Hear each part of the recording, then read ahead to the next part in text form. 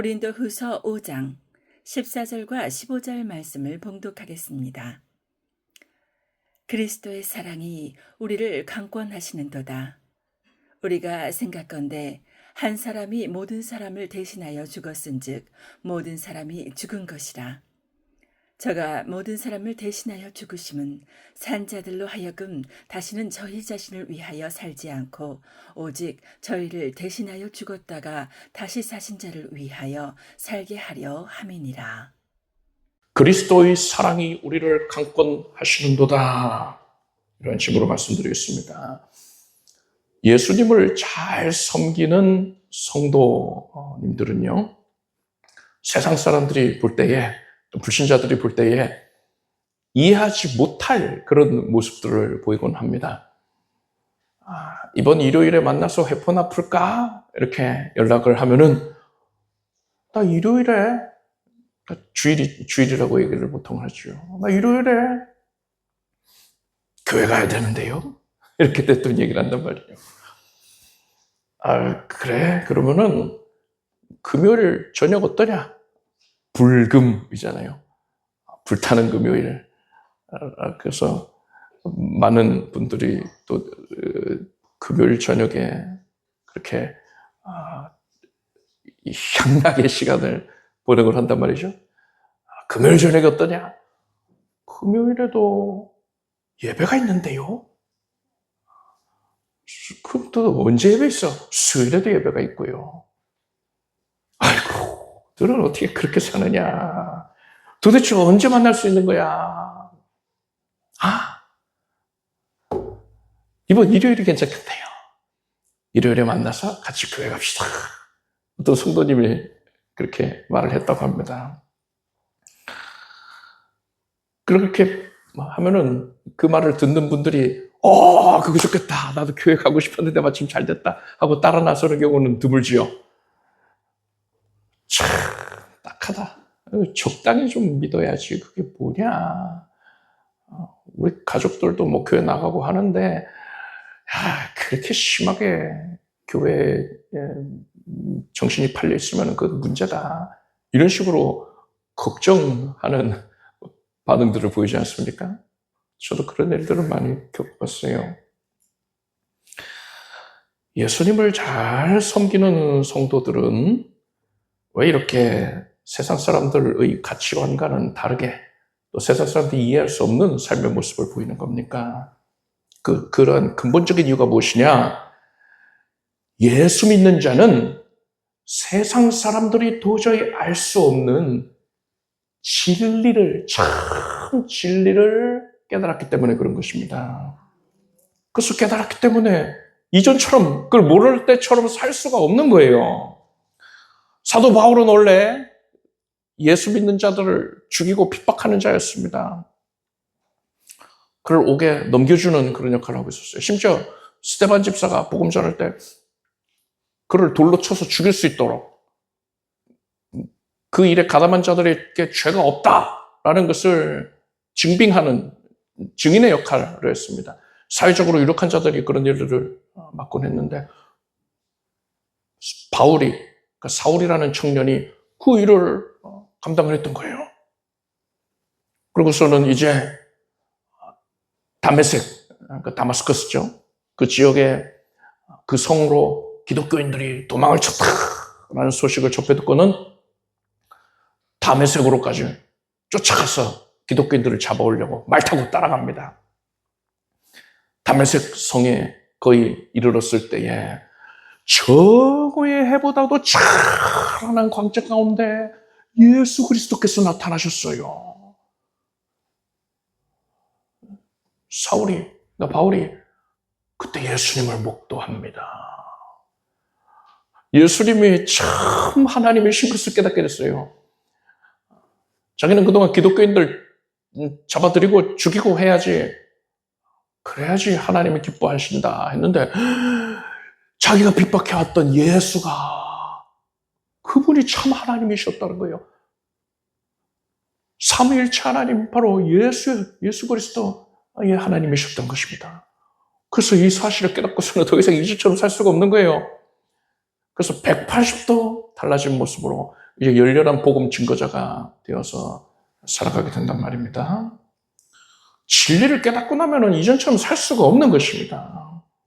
그런데 바울이 이렇게 진리를 깨닫는 그런 에피소드에서 사도행전 읽어보면요 아주 재밌는 표현이 나와요. 바울의 눈에서 비늘 같은 것이 벗겨졌다.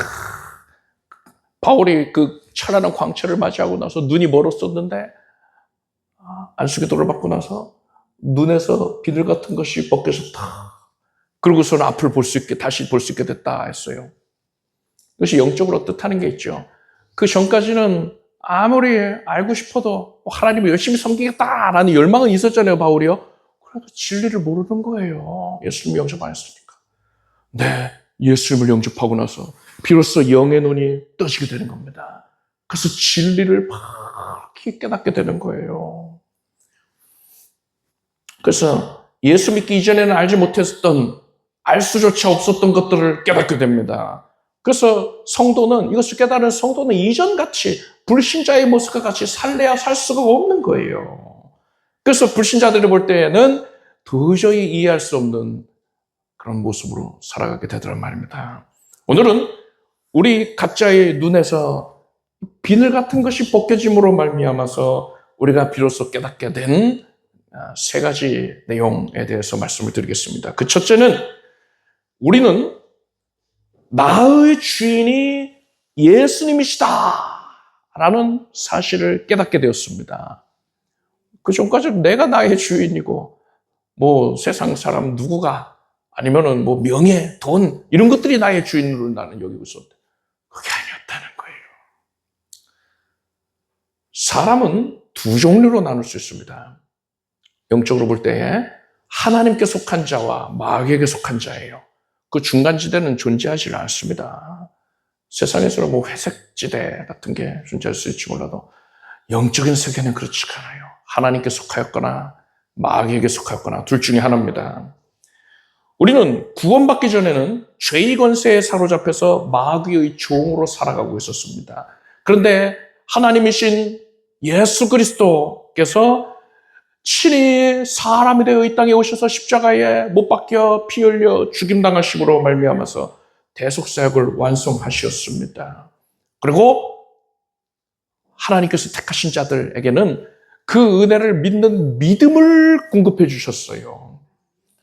이 믿음을 받아서 소유하게 된 자는 하나님께서 하나님의 백성으로 인을 쳐주십니다.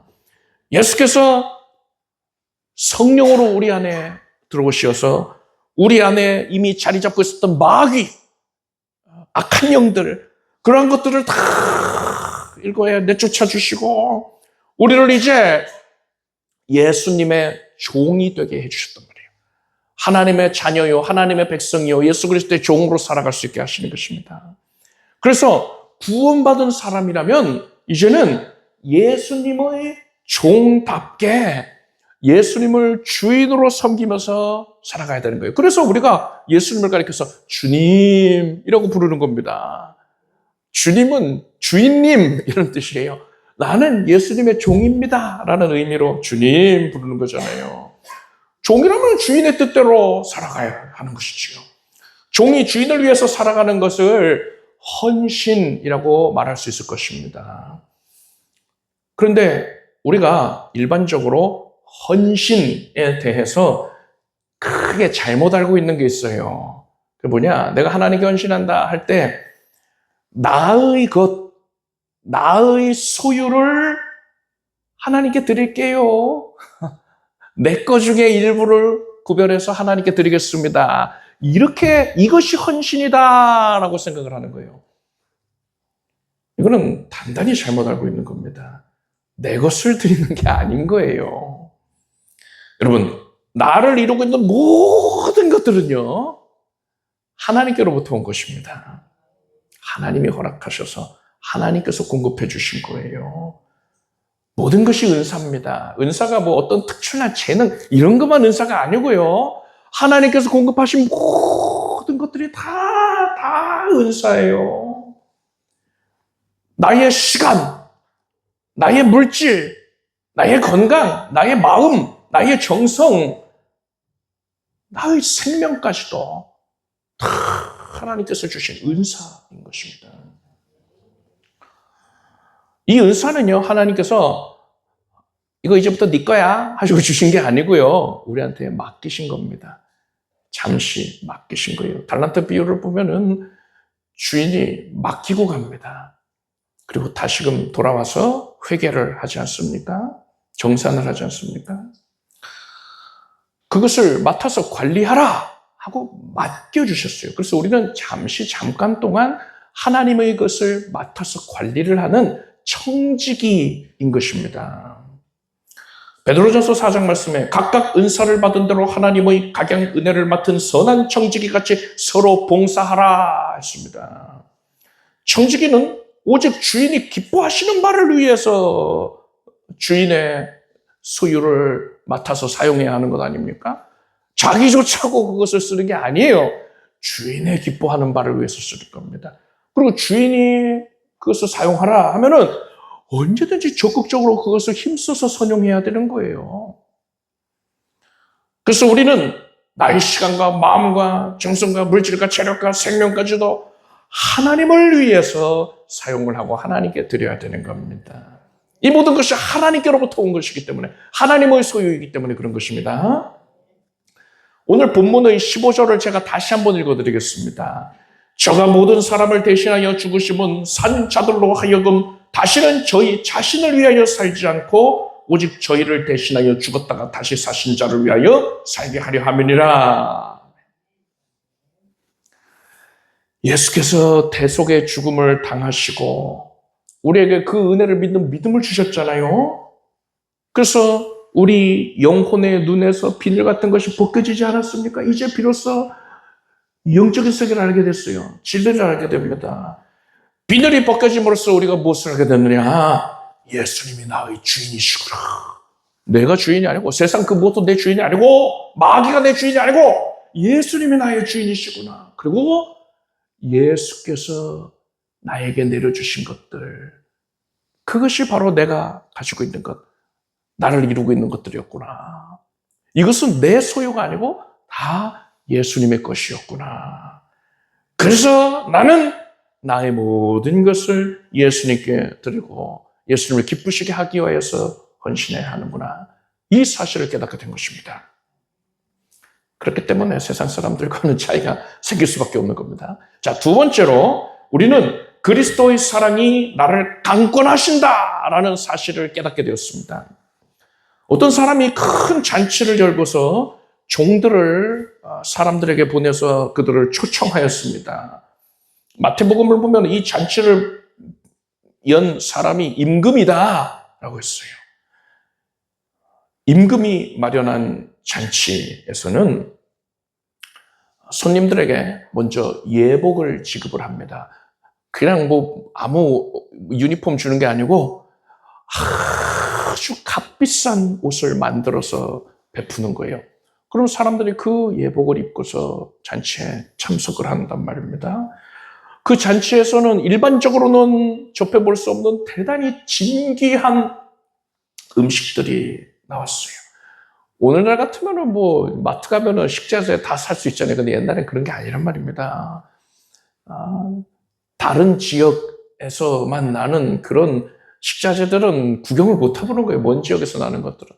그런데 그 모든 것들이 왕을 위해서 각 지역에서 왕에게 바쳐지는 것이란 말이에요.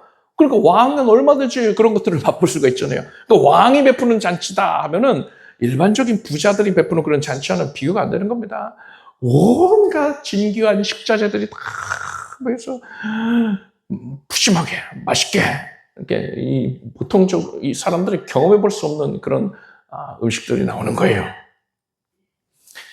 게다가 손님으로 초대를 받았으면 그 자리에 왕이 있으니까 왕과 밀접하게 교제를 할 수 있는 기회가 허락되잖아요. 왕과 대화를 할 수 있단 말이에요. 그 대화 자리에서 왕에게 나의 필요를 요청할 수도 있지 않겠습니까? 그러니까 임금이 베푸는 잔치에 초대를 받았다라는 것은 이 초대받은 사람에게는 크나큰 영광이었던 겁니다. 그런데 이 이야기를 보자면 임금이 그렇게 종들을 보내어서 사람들을 초청을 했는데 그렇게 초대받은 사람들이 어떤 반응을 보였느냐? 나는 밭을 새로 샀기 때문에 밭에 가봐야 돼요. 이렇게 이 얘기를 하면서 나는 그래서 그 잔치에 못 갑니다. 거절을 하는 거예요. 나는 소를 며칠 전에 새로 샀기 때문에 그 소가 밭을 잘 가는지 한번 테스트를 해봐야 됩니다. 하면서 거절을 합니다. 어떤 사람은 나는 장가 들었으니 갈 수가 없어요. 하고서는 거절을 합니다. 다 각자 이유들이 있어요. 온갖 이유들을 대면서 초청에 거절을 했습니다. 아니, 어떻게 무슨 이유가 있다 하더라도 그것보다도 왕이 잔치에 초대를 할 게 더 중대한 일일진데 어떻게 이렇게 왕이 초청을 했는데 거절을 할 수가 있나?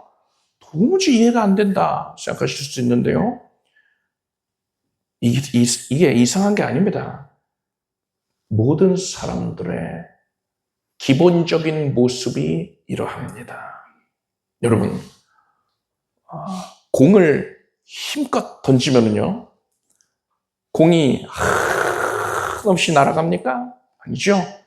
결국에는 서서히 땅을 향해 가까워지면서 툭 하고 떨어집니다. 땅에 떨어져요. 공 잘 던지는 투포한 선수 아니면 야구 선수가 힘껏 던진다 하면은 조금 더 빠르게 조금 더 높이 날아갈 수 있을지는 몰라도 결국에는 땅에 떨어집니다. 왜요? 지구의 중력이 공을 잡아당기고 있는 거예요. 그래서 공은 이 땅을 벗어나지를 못하는 겁니다. 공이 지구를 벗어나기 위해서는 어떻게 될까요? 이 공을 빠르게 던지면 돼요. 빠른 속도로 던져야 됩니다. 어느 정도까지냐? 지구의 중력이 공을 끌어당기고 있는 힘보다도 더 큰 힘으로 던져야 됩니다. 이것을 지구 탈출 속도라고 과학자들은 부릅니다. 과학자들이 계산한 바에 의하면 초속 11.19km예요. 1초에 11.19km를 공이 날아갈 수 있을 정도로 그렇게 빠른 속도로 던지면은요, 그냥 앞으로만 던진다 하더라도 공이 지구를 벗어나서 우주 공간으로 나가게 할 수 있어요. 그게 지구 탈출 속도입니다. 그런데 여러분, 공에 기본적으로 지구의 중력이 작용을 해가지고서는 공을 지구로 잡아 끌고 있다고 하지 않았습니까? 마찬가지입니다. 여러분, 사람의 마음은요, 기본적으로 마귀의 일에 끌어당겨지고 있어요. 이사야 53장 말씀 보면 우리는 다 양 같아서 그릇 행하여 각기 제 길로 갔거늘 이라고 했습니다. 사람의 본성은 기본적으로 마귀의 일을 가까이 하고 또 하나님에게서부터 멀어지고자 한단 말입니다. 성도도 마찬가지예요. 거듭난 성도도 마찬가지예요. 거듭났다는 건 영혼이 거듭난 것이지 육신은 아직까지도 죄악 가운데 물들어 있잖아요. 아직 부활의 몸을 안 입었으니까요. 그래서 거듭난 성도라 하더라도요, 기본적으로 마귀의 일에 중력처럼 이끌려가고 있어요. 따라서 우리는 하나님의 종인 것이 분명한데도 불구하고, 그래서 하나님만을 위해서 살아가야 하는 것이 분명한데도 불구하고 기본적으로 그렇게 살기를 꺼려하는 겁니다. 공이 지구를 벗어나기 위해서는 이끌고 있는 중력을 이겨낼 수 있을 만큼의 큰 힘이 필요하다 하지 않았습니까? 마찬가지예요. 우리가 하나님의 종답게 살아가기 위해서는 마귀와 또 세상을 즐겁게 하기 위하여서 살아가고자 하는 그런 우리의 기본적인 본성, 그 본성을 이겨낼 만큼의 강력한 힘이, 막대한 힘이 필요한 것입니다. 그런데 우리는 무능해요. 우리에겐 그런 힘이 없어요. 그래서 하나님께서 우리를 강력한 힘으로 위에서부터 끌어올려 주시는 거예요. 강력하게 당겨주시는 것입니다. 이것을 본문에서는요, 오늘 본문의 14절을 보니까 그리스도의 사랑이 우리를 강권하시는도다 라고 표현했습니다. 강권한다는 것은 강력한 힘으로 강제적으로 이끄는 것을 뜻하는 겁니다. 하나님께서는 우리에게 하나님이 우리의 주인이 되시며 우리의 모든 것은 하나님의 소유이다라는 것을 깨닫게 하시는 후에, 그것을 앞에서 살펴봤잖아요. 그것을 깨닫게 하신 후에 이제는 우리가 그에 합당한 삶을 살게 하기 위해서 합당하게 실천을 할 수 있게 할 수 있도록 하나님께서 친히 강력한 힘으로 우리를 끌어올려 주시는 거예요. 강권하여 주시는 것입니다. 이러한 강권은 하나님께서 목회자를 통해서 하실 수도 있어요. 지금 설교 시간에 설교자의 입술을 통해서 하나님께서 여러분을 강권하고 계신 것입니다. 또 하나님께서 다른 성도들을 통하여서 여러분을 강권하실 수도 있습니다. 그런데 하나님께서 그리스도의 사랑으로 우리를 이렇게 강권하실 때에 우리가 어떤 모습을 보이는가가 정말로 중요합니다. 어떤 분들의 경우에는요, 여러분 예배에 열심을 냅시다. 모이기에 힘씁시다. 하나님께 헌신합시다. 이렇게 강권을 하면 그것을 부담스럽게 여겨요. 아, 그것까지는 너무하지 않나? 심지어 나에게 그런 요청을 한다는 것을 인해서 불쾌하게 여기기도 합니다. 아, 난 그 정도는 아니야. 그렇게 하기는 싫어. 예배 너무 많이 나오라고 하지 마. 교회 일에 너무 신경 쓰게끔 헌신을 강요하지는 마. 이런 모습을 보이는 경우가 있어요. 왜 그럴까요? 오해하고 있어서 그래요. 아주 크게 오해를 하고 있습니다. 우리를 강권하시는 주체가 누굽니까? 사람인가요? 목사가 여러분을 강권하는 겁니까? 다른 성도가 여러분을 강권하는 겁니까? 주체는 거기에 있지 않아요. 그리스도의 사랑이 우리를 강권하시는도다.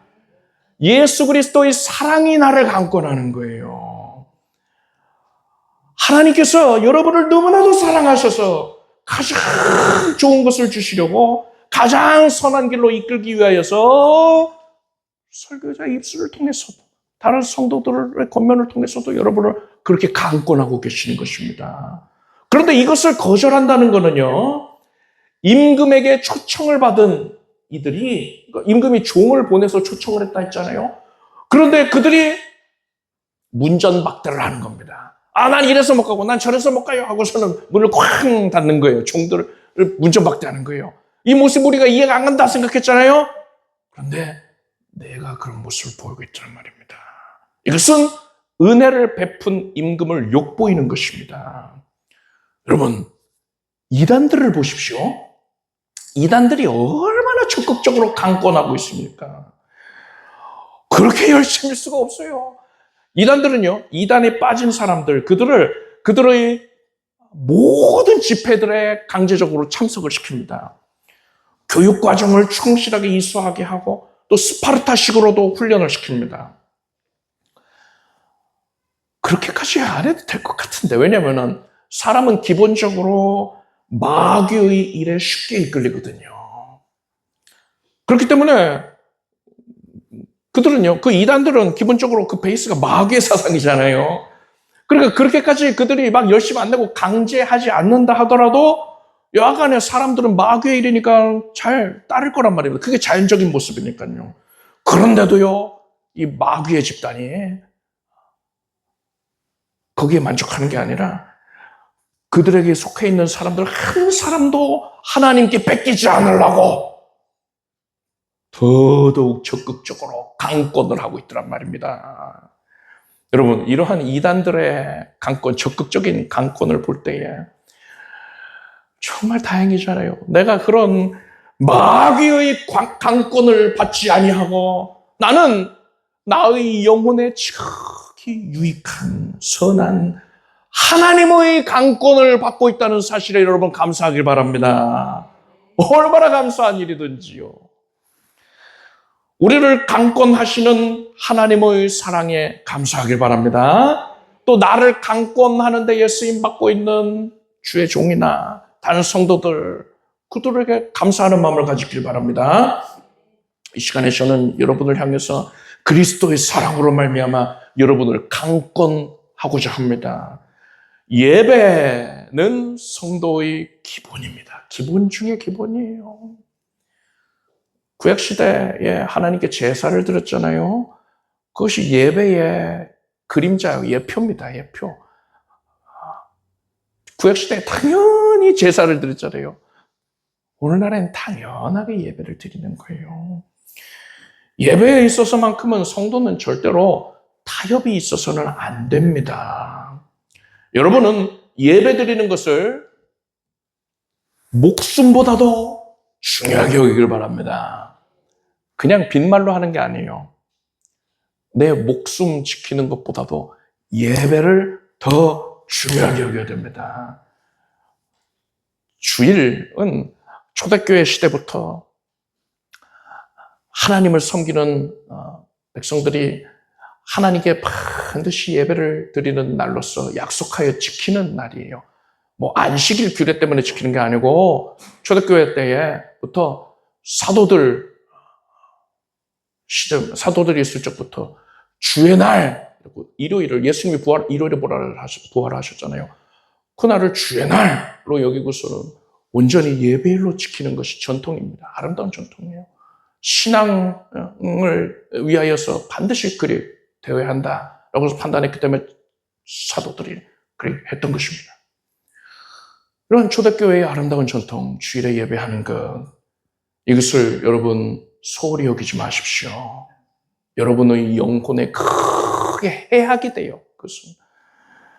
그래서 주일에는 무슨 일이 있건 간에 반드시 하나님께 예배를 드리길 바랍니다. 어떤 일정이 있다? 예배 드리고 일정을 감당을 하는 거예요.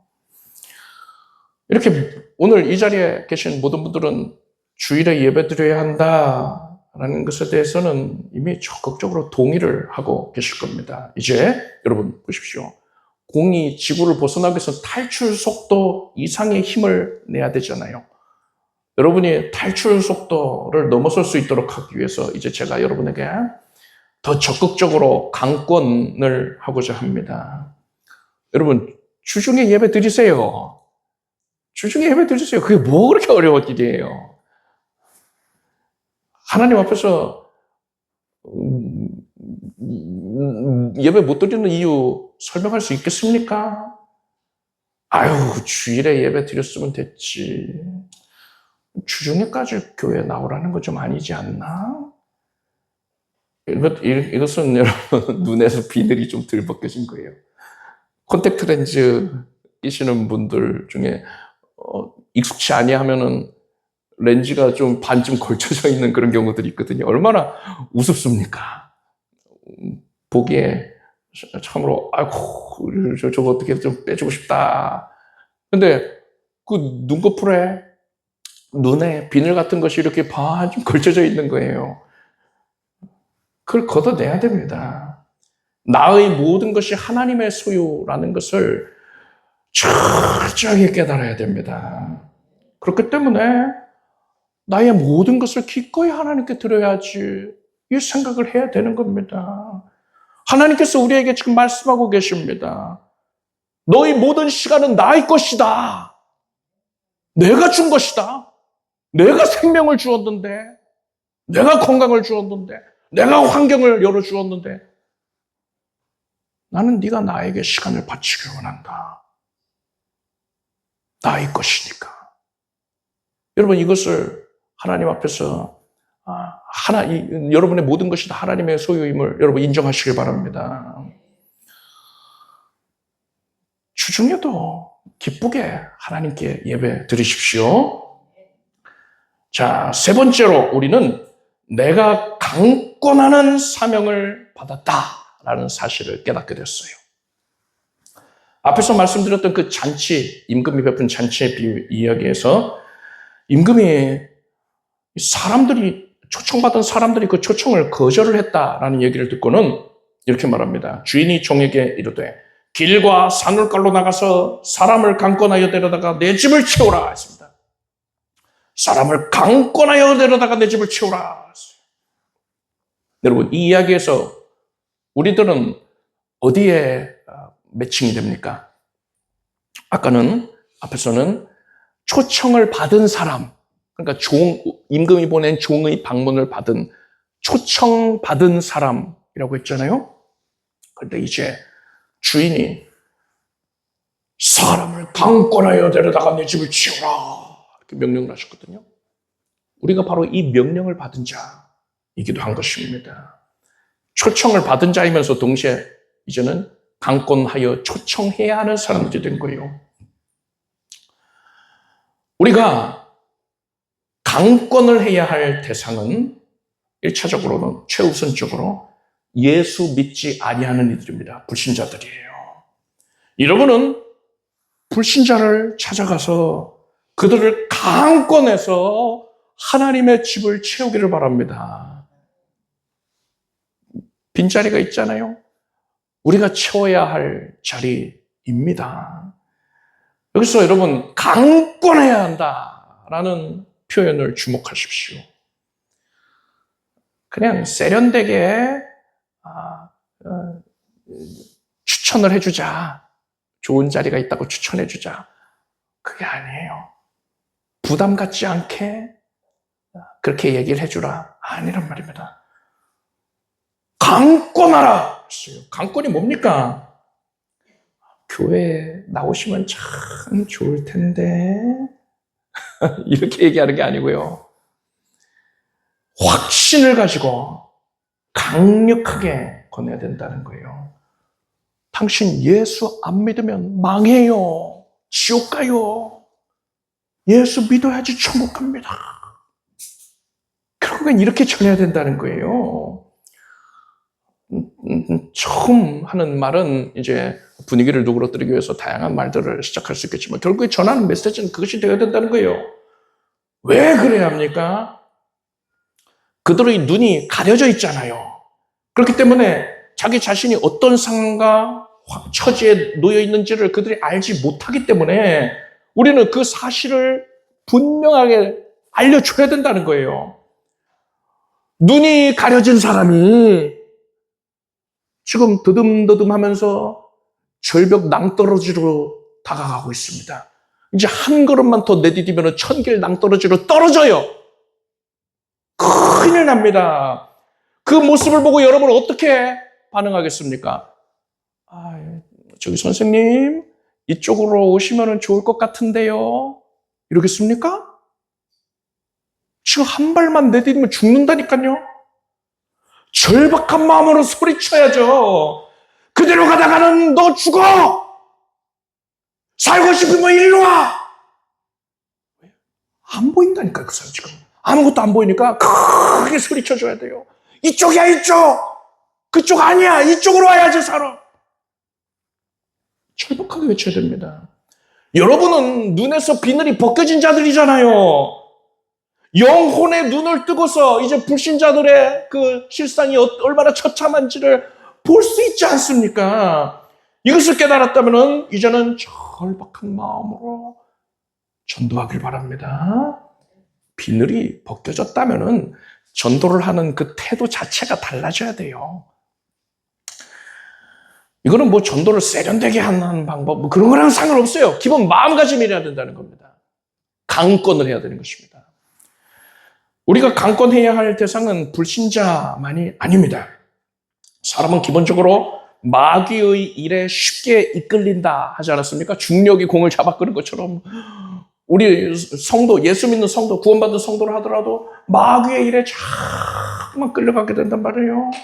그래서 우리는 결국 다른 성도들을 강권하는 데에도 열심을 내어야 합니다. 그런데 이때요, 다른 성도에게 강권할 때, 예배 드립시다, 또 뭐 헌신합시다, 말씀을 읽읍시다, 기도합시다, 이렇게 강권을 할 때에도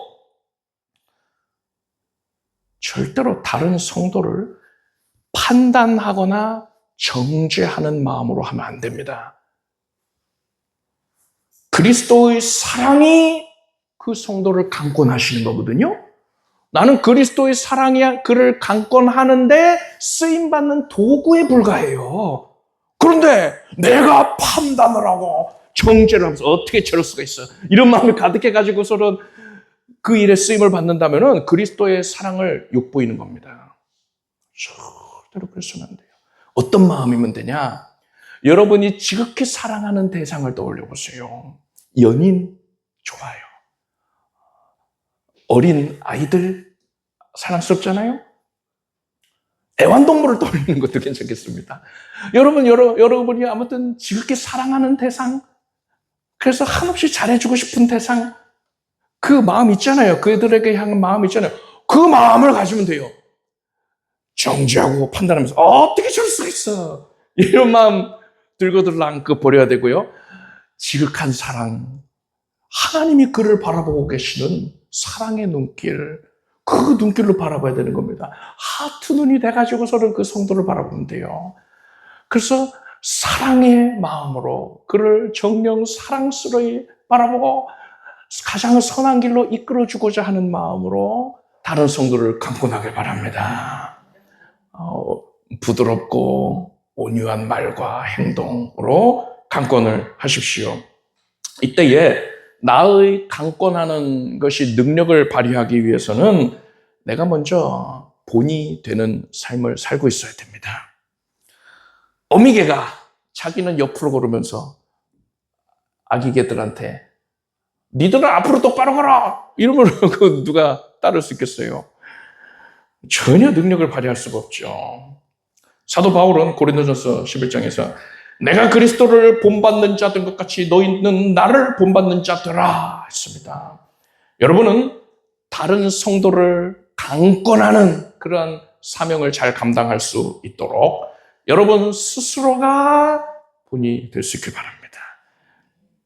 주일 예배에 잘 참석하는 것뿐 아니라 주중에도 적극적으로 예배 드리십시오. 봉사와 헌신에 열심을 내고 경건 생활에 열심을 내는 우리가 되기를 바랍니다. 하나님께서는 우리에게 분명 다른 사람을 강권하라 하고 명령하셨어요. 강권하라! 하나님이 이렇게 명하셨으니까 우리가 만약에 불신자를 강권하지 않는다면, 다른 성도들을 강권하지 아니한다면 우리는 하나님 앞에 서게 되는 날에 책망을 받게 될 것입니다. 강권하는 사명을 성실하게 감당하는 우리가 되길 바랍니다. 결론을 말씀드리겠습니다. 예수께서 우리 죄를 짊어지시고 대신하여 죽임당하시고 부활하시는 이 대속사역을 통하여서 우리의 눈을 밝게 해주셨습니다. 이것을 통해서 우리는 세 가지를 깨달았습니다. 나의 주인은 예수 그리스도이시다라는 것과 내가 예수님을 위해 살아갈 수 있도록 예수께서 사랑으로 나를 강권하여 주신다는 것을 깨달았고요. 이제 나도 다른 사람을 그리스도의 사랑으로 강권해야 된다라는 것을 깨달았습니다. 여러분은 예수님이 나의 주인이심을 믿습니까? 나를 이루고 있는 모든 것들이 예수 그리스도의 소유라는 사실을 믿습니까? 그렇다면 이제 여러분은 강권하시는 하나님의 사랑에 적극적으로 반응하기를 바랍니다.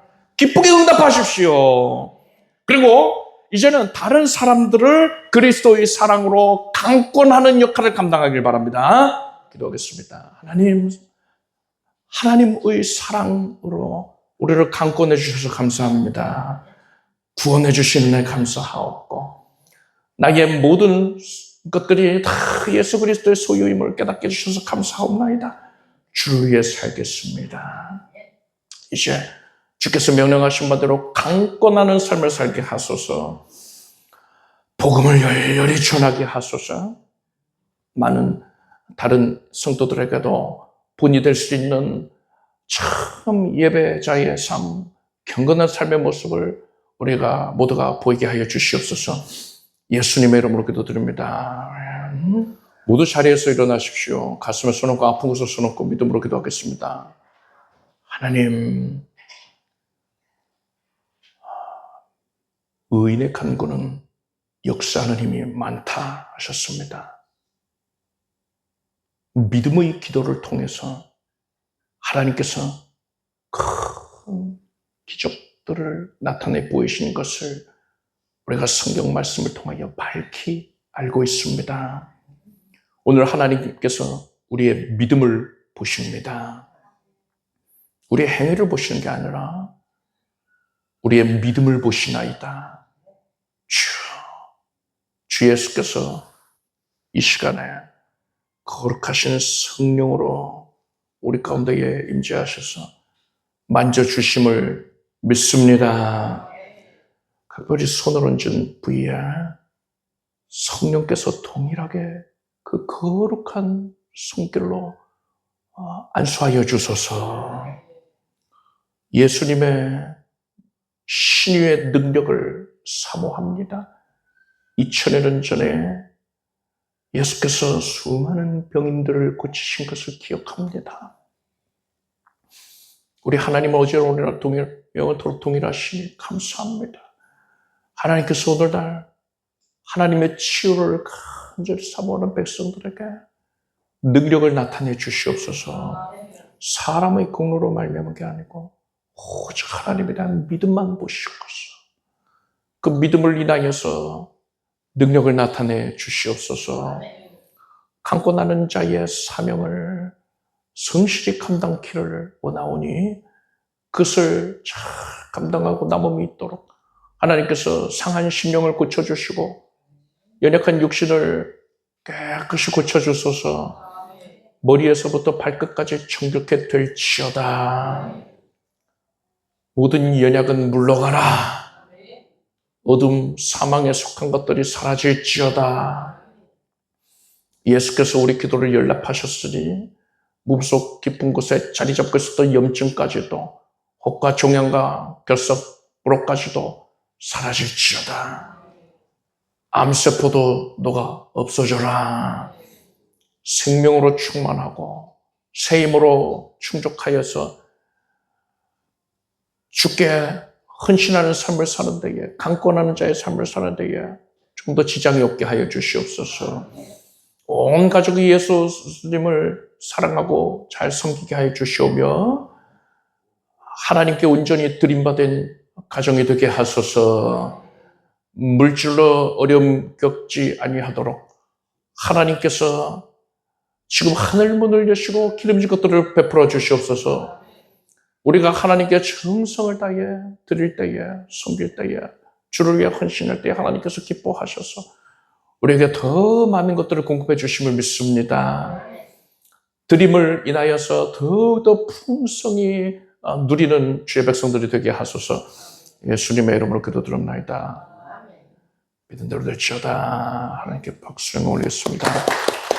자리에 앉으십시오. 준비하신 예물을 정성된 마음으로 하나님께 드리겠습니다. 드리신 예물을 위해 축복 기도하겠습니다. 하나님께서 내려주신 것을 일부를 거룩하게 구별해서 하나님께 드립니다. 드릴 수 있게 해주셔서 감사드립니다. 하나님께 아낌없이 인색함 없이 자원하여 작정하여 드리오니 기쁘게 거두어 주시옵고 주의 백성들에게 신령한 은총을 기름진 복들을 더 드리셔서 더욱더 풍성하게 누리게 하여 주소서. 그래야 더욱더 많은 것들을 하나님께 드릴 수 있게 해주시옵소서. 예수님의 이름으로 기도드립나이다. 모든 성도님들께서는 구역예배에 성실하게 참석하시기를 바랍니다. 우리 주 예수 그리스도의 무한하신 은혜와 하나님 아버지의 사랑과 성령님의 교통하심이 예수 그리스도의 사랑에 강권하시는 손길을 기쁨으로 누리는 모든 주의 백성들을 위해 영원토록 함께 없으기를 축원합니다.